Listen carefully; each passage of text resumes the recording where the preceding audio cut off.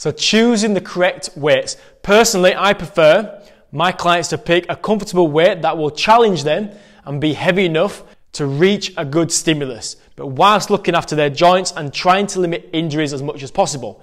You see, if you let your ego get the better of you when you're in the gym and you lift too heavy with poor form, I can guarantee you get tweaks, injuries, and plenty of discomfort in your lower back and joints that affects your sleep and day-to-day life. So this is why choosing the correct weight is very important.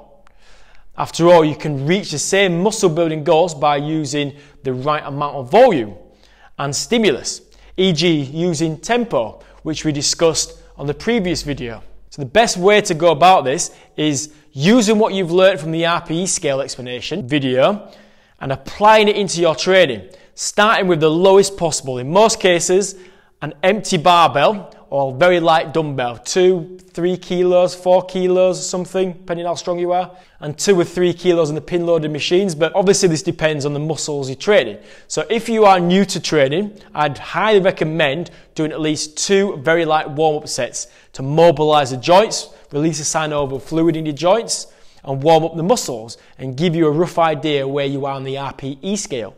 And then slowly increasing the weights and have someone check your form for you in the gym, especially your back alignment. Yeah, make sure it's straight and everything.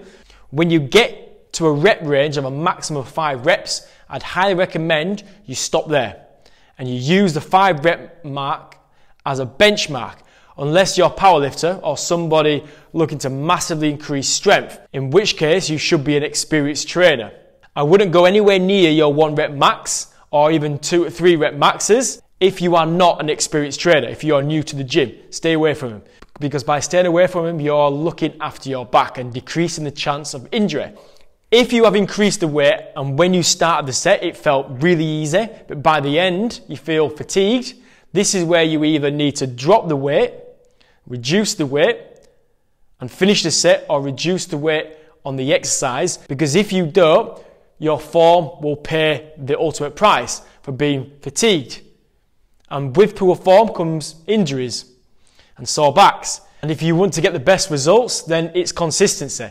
And you're not going to be very consistent if you're sat at home with a sore back and injuries.